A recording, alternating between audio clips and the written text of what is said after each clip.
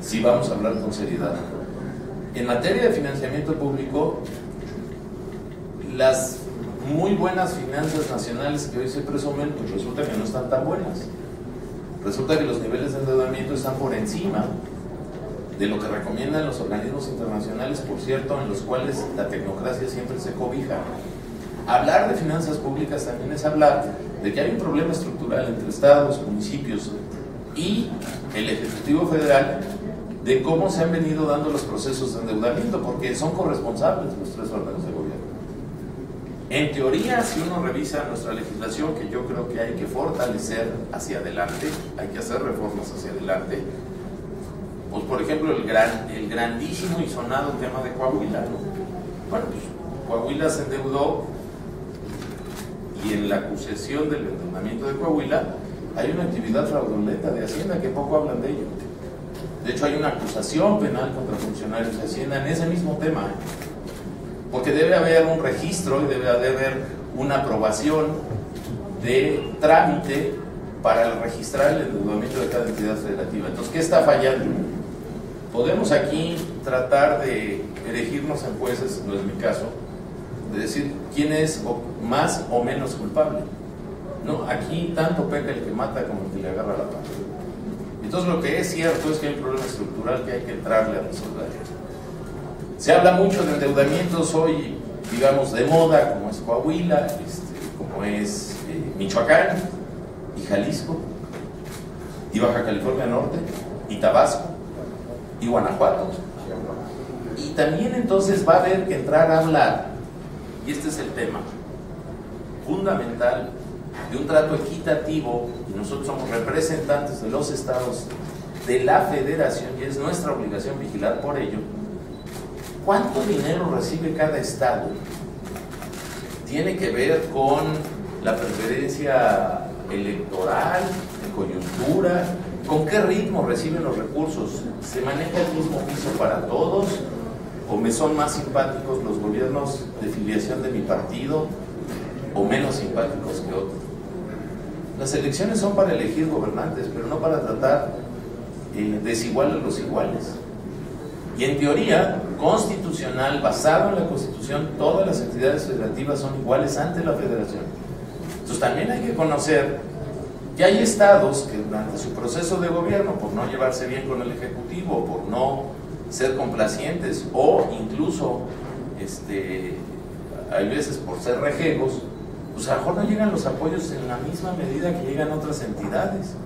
Yo tengo la fundada sospecha de que estados como Jalisco y Guanajuato en la última década han sido verdaderamente beneficiados en materia de ciertas asignaciones presupuestales que guardan un margen de discrecionalidad por parte de la federación que otros estados como el mío, por ejemplo, para no llevarlo a otro tema, porque yo soy senador por Hidalgo y hablo por Hidalgo. Antes que nada yo aquí hablo por Hidalgo. Entonces ha sido un proceso inequitativo y desigual.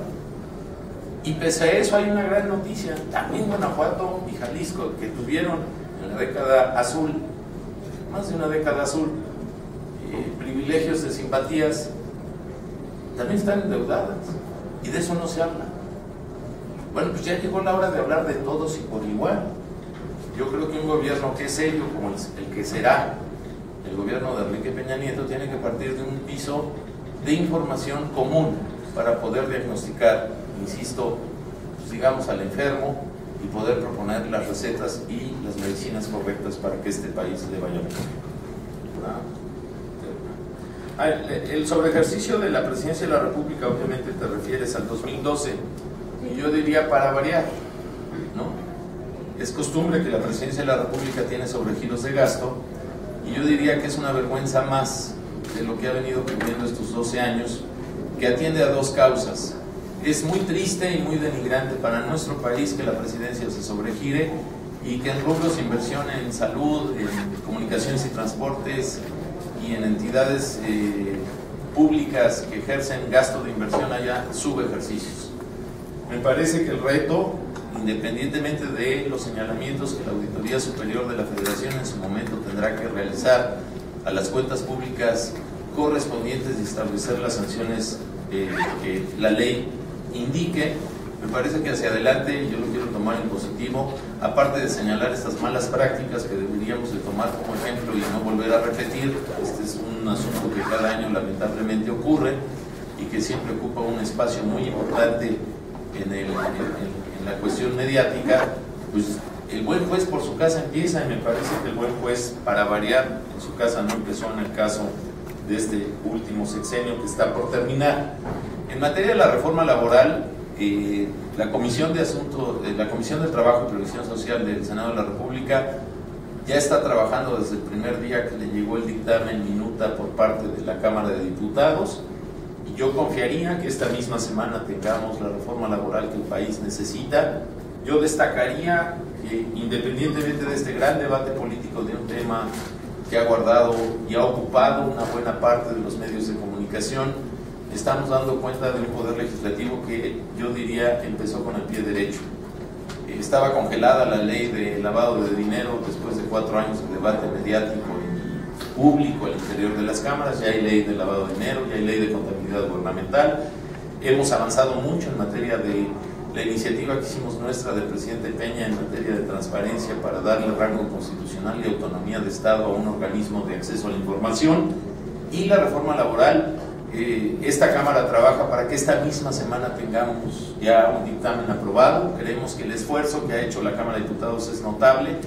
Me parece que la legislación ya agarró un piso de coherencia y de responsabilidad en su esfera de competencia, y me atrevería a pensar y a desear, porque no soy miembro de la Comisión del Trabajo y Previsión Social, pero estoy muy cerca de los trabajos de la misma, que esta semana podríamos estar, pues yo diría, celebrando una reforma a una ley fundamental de nuestro país, que es considerado de carácter estructural, que este Congreso se atrevió a sacar adelante después de 42 años, y me parece que ante tanto grito y tanto brinco mediático, el hecho de la aprobación de esta reforma, cuando uno lo ve en sus bondades, empleo para los jóvenes, las mujeres, las madres solteras, las madres trabajadoras, todo el tema de regulación y avance en materia de outsourcing, todo el tema de flexibilización de contratación para poder hacer competitivo a un país que no es una isla y que está rodeado de una competencia mundial cada día más avasallante, de un esquema mundial globalizado, es algo para celebrar.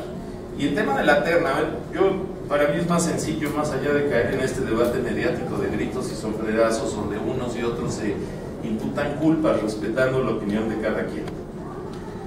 La terna está en un proceso normal de aprobación, y si no, pues veamos la Constitución y la ley del procedimiento de elegir a los ministros de la Corte.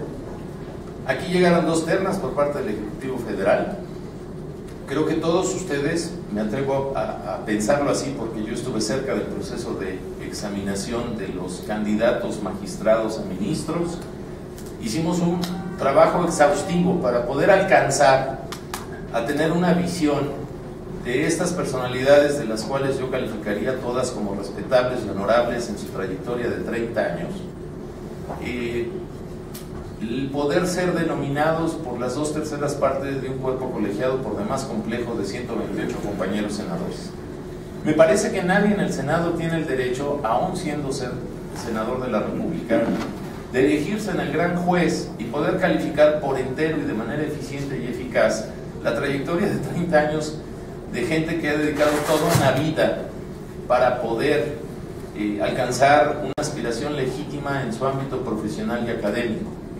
Me parece que los 6 que llegaron aquí gozaron de la apertura y de una mínima, respetable consideración profesional del Senado para poder ser escuchados y analizados en sus personalidades. De hecho, la Comisión de Justicia, y es un dato que luego se pierde entre tantas notas, emitió un dictamen por consenso, donde señaló de manera clara y precisa que cualquiera de los 6 estaba en la posibilidad y en la viabilidad de ser designado ministro de la Corte. Llegamos al Pleno, después del ejercicio donde cada terna se puso a votación en 2 ocasiones, ninguno de los 6 candidatos divididos en 2 ternas pudo obtener las 2/3 partes de la simpatía de 118 legisladores más o menos que estábamos ese día.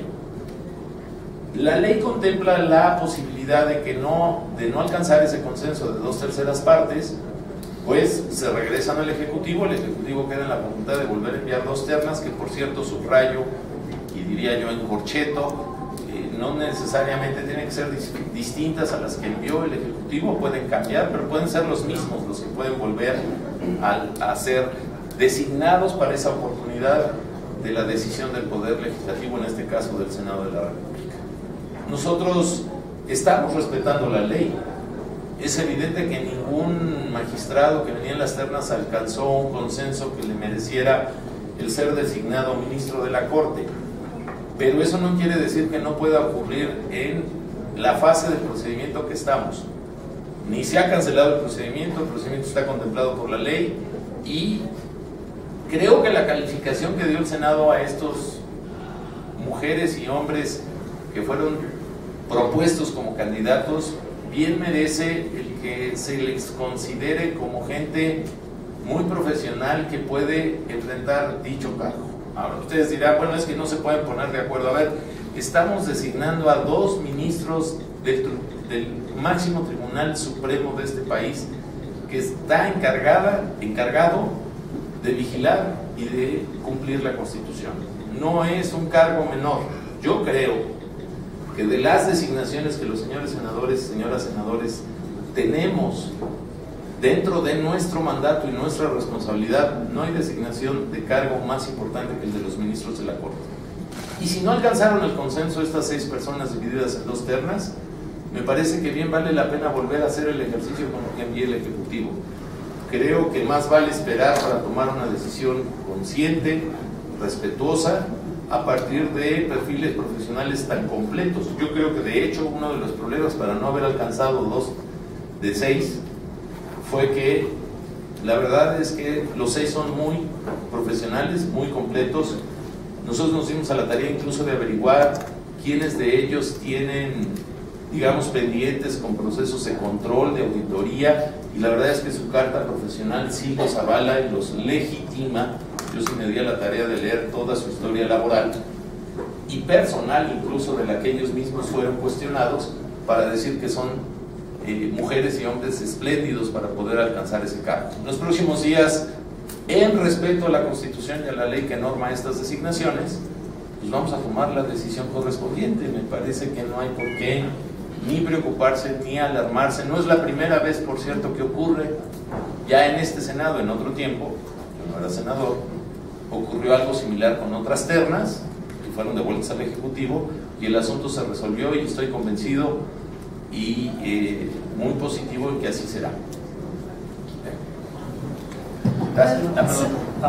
Última pregunta. Senador, nada más es una duda técnica. Cada 3 meses la Secretaría de Hacienda le entrega a la Cámara de Diputados y al Senado un informe sobre el estado de la deuda del país. Su punto de acuerdo que va a presentar mañana me hace pensar que entonces estos informes que les entregan o son insuficientes o son una simulación, dado que el propio gobierno presume que, a diferencia de los gobiernos estatales, ellos sí transparentan absolutamente todo en materia de deuda pública, y por de ahí la reforma a la ley de contabilidad gubernamental. Entonces, lo que le quiero preguntar es, senador, ¿estos informes que Hacienda ha dado en los últimos años para que el Congreso vigile la deuda son una simulación? ¿Han sido insuficientes?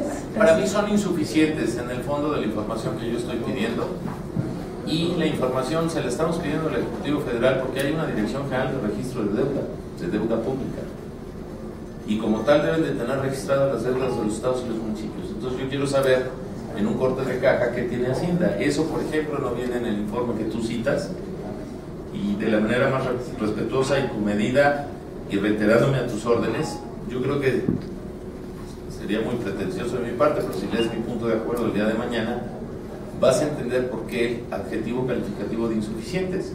Nosotros queremos un grado de detalle mucho más de fondo, porque nos parece que el problema es de fondo. Hacienda ha venido cumpliendo con sus informes. A mí los informes no me dan un bosque completo, y por eso acudo a una facultad que tengo, contenida en la ley y en mi derecho constitucional de petición, para detallar un conjunto de información en un problema estructural que no es menor.